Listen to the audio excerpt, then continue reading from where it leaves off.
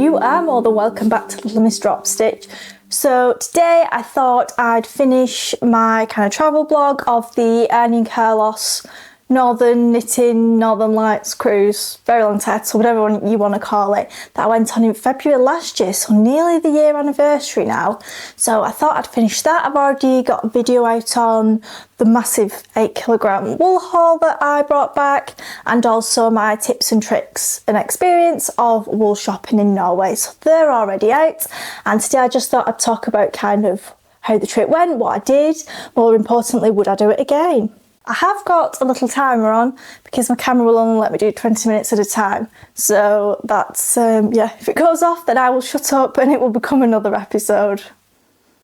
There's no script or anything for this, so whatever comes out is what comes out. And as always, I'll put a link down below to the blog post on my website, and that's where I kind of write what I've spoken about, plus all the other bits I've forgotten, just because people access things in different ways. So how on earth did I come to even wanting to go to the Arctic? Everyone kind of asked each other this question on the trip, but when did you first get involved or know about Arne Carlos and the Norwegian knitting designers, if you're not familiar? And I honestly don't know. I think it was from a craft magazine, and it was like the 50 Christmas Balls book.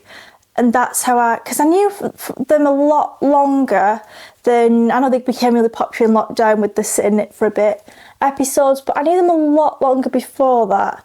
So in a nice way, they've been kind of part of my knitting journey the whole time. So yeah, Arne and Carlos, they're knitting designers, and this was a trip to hopefully see the Northern Lights in Norway, okay? So first of all, how did I come about going on it? Well, everybody got an email. I think now there's kind of priority lists and bits and bobs like that. But if you wanted to go on it, you got an email, and it was, at 5 o'clock. So I finished my day job bob on 5 o'clock. So I was there, probably quite naughty, still on my work's laptop, and I was like ready, refreshing the page. It didn't come on bob on 5 o'clock to kind of book and register. But yes, I did get a place, and apparently it sold out in an hour, but this was the first one since lockdown. I think there must have been about 40 to 50 people, because we definitely filled a coach, okay? And I was a solo traveller. I didn't know that phrase. I thought it was just I'm on my own. But no, solo traveller is now the phrase, which is absolutely fine. I'll talk about kind of what other travellers were like as well. So I was solo travel, and then I also paid, it was a lot extra, but I'm so glad I did, for a sea view room. So there was interior cabins, sea view rooms, and then for the very spenny people, like very posh rooms with a balcony or whatever. Yeah, I got the sea view room, and I'll let you know a bit about that. I'm trying to do it in chronological order. Anyway, holiday booked. It was a lot of money, and you'd probably be able to find out online. I feel like mine was the best value for money trip, because I've seen ones that have come out since, and they kind of, obviously because things have gone up since in price and a lot in the UK, they're either the same price for less days or a lot more days, and thus a lot more expensive. Yes, it's a lot of money. No, my wage does not mean I go on holidays like that all the time. This was my once in a lifetime. So, where people kind of want to go swim with dolphins or to Australia, Disneyland, whatever. This was my once in a lifetime. I thought, I have to do it. I want to. It would make my heart very happy going on holiday with Arne Carlos to the land of knitting in Norway. Yeah, so I had my house deposit money. I then came to a situation where I was, single, on my own. I realised, with the money I had at the moment, I'm not going to afford a house. This was before everything in the UK massively shot up as well, so we can laugh about it now. So you know what? Why have half a house deposit left when you can have none? So I decided to use that money to go on this holiday, and obviously I had to buy, the bits of thermal clothes, and I can make anything expensive me, so like flights and obviously me extra package and things like that. So that was all booked. There was 6 months until the holiday. It's not long, so it's a good job I had that money there. But now I know the trips are like kind of 10 months in advance, etc. But yeah, it's less time to get kind of too anxious about it. And I'd really worked up to this moment. I felt like it was worth the price for, that pinnacle experience for me. So I kind of, not through my own fault, but I've just not been particularly independent in terms of travelling, because I either didn't go out and just stayed inside knitting, or I'd always got someone, you know, who I could tag along with and could drive and take me. I can drive, just not very far. Okay, that's a story for another time.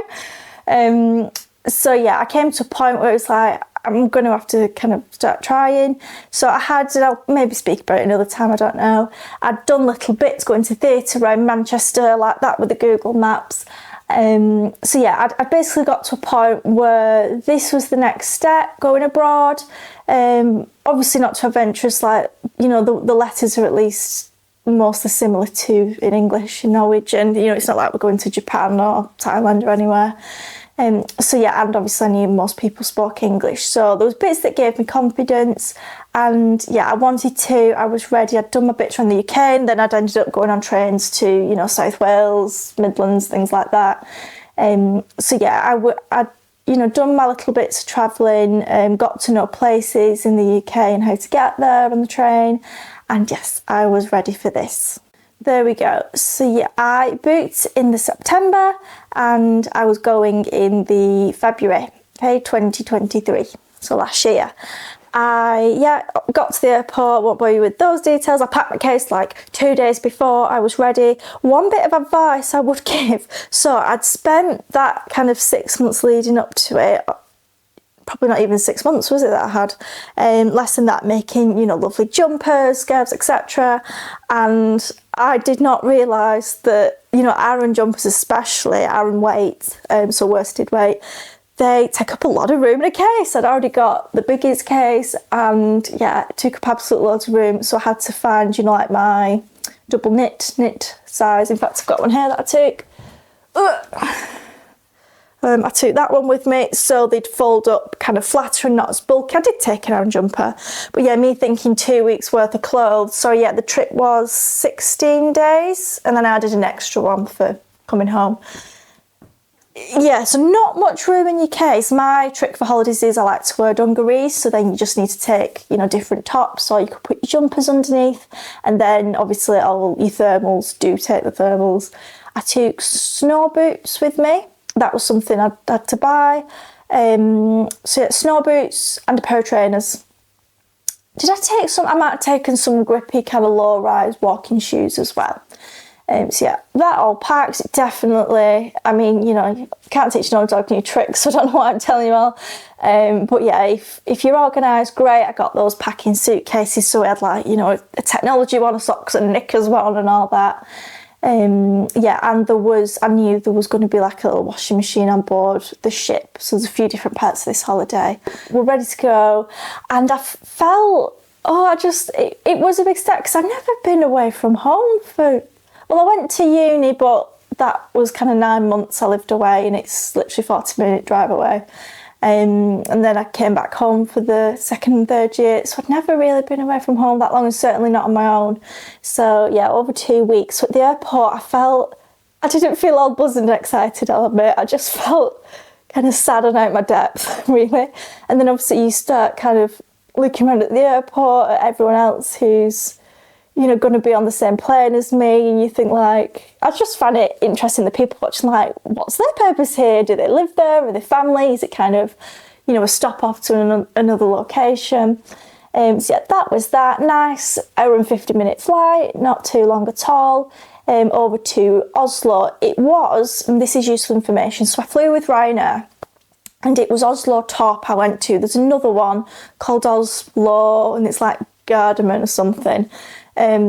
Pronounced wrong, but it's Oslo and begins with a G, and that's the main airport. But Ryanair went to Oslo top, okay, and we did have a tour guide lady we could contact beforehand, and she absolutely recommended not to go there, but I'm like, well, this is the only place it goes. I've later found out that the airline company SAS, which is the Scandinavian airline company, they go direct from Manchester to the big Oslo airport. Sorry, I was going from Manchester. So yeah, I went to this Oslo top, this little airport, and I did, there was a coach you could book. It was 35 quid one way, so quite expensive, and transport is expensive in Norway. That's something to bear in mind. So yeah, I booked that, and it was an hour and a half journey to you know, Oslo bus station, which is also where the train station is as well. So yeah, that was all nice, and it was just nice to see kind of the snowy scenery and things, and yeah, and flying over it was just magical. So there's things in life, and I try not to have expectations, because, you know, I went to Ireland and I was a little bit kind of jaded and disappointed because there weren't that many Irish people, which understandably, you know, for the tourism trade, they get a lot of people, you know, from Europe who come and work. But I thought it was going to be all top of the morning to you, and it wasn't. Yeah, you know, I'm sure you've had experiences as well in life where you've either kind of had expectations and they've not been met and you just feel absolutely terrible inside, or, you know, you've had expectations and they've been exceeded, or met, and in this case it was exceeded. Like, you're just driving through and there's an IKEA, there's snow, there's, you know, a Christmas tree forest, and yeah, it was just magical and perfect. There was a nice Harley Davidson shop as well, actually, that the coach went past. So yeah, that was great. I was, hour and a half on the coach. If I did it again, obviously I'd want to be like straight in the wool shops, but yeah, for first journey that was a lovely introduction. And the first thing you notice is just like everyone's beautiful in Norway, like the airport people, flag owners, whatever they are. It was, you know, a lady, and she just had her hair in a low ponytail, like no makeup on, and she was beautiful. All the transport was running despite, you know, quite thick snow.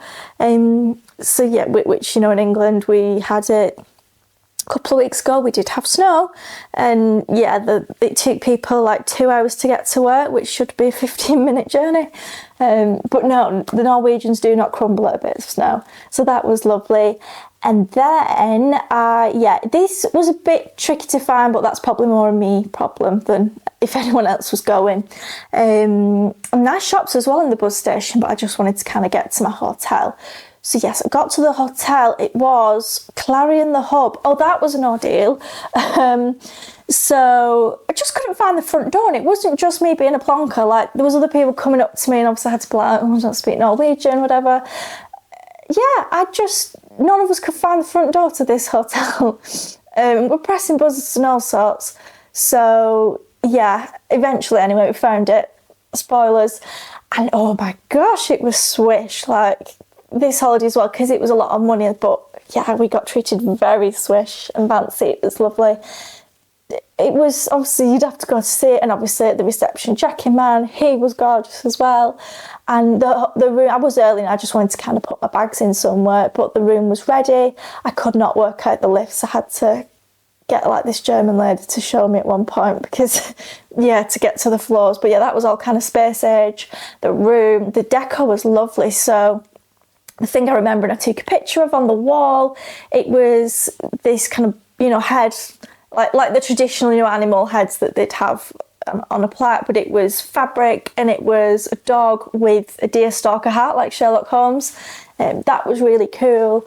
So yeah, I dumped everything in there, told my mum I was alive, and then I was straight out to the shops. I have spoke kind of about the wool shops in a previous video. I'll link all them below, so I won't go into that. But yes, then I went shopping, and then for my evening meal, I was just in a shopping centre because there was a wool shop there. Again, that took me ages to find. What I've learned is on the Google Maps doesn't tell you if it's in a shopping centre, so I'm there trying to find, you know, the shop. Yeah, you don't know. So I was a bit exasperated by that point. And just wanted to find things. If I went again, I'd totally have a mooch in that shopping centre. It's all in downtown Oslo. So obviously very dark at this point. And when I was there, I think it was -1 and it was snowing, and yeah, just magical again, exceeded expectations. So yeah, for my tea or dinner, if you're posh, then I had chips from, that's the timer. Okay, I'll tell you briefly about that. So yeah, I had chips. They were advertised as plain. They had spice on. I can't have things with spice. It just makes me really poorly. So that was that. Yeah, and then back to hotel room just to kind of chill, absorb the day and things like that. Yeah, so we'll stop it there, and I'll do another episode for what happened next. Thank you and take care, and please do like and subscribe to get more videos and see well, answer the question, would I go on the Arne Carlos Norway knitting cruise again?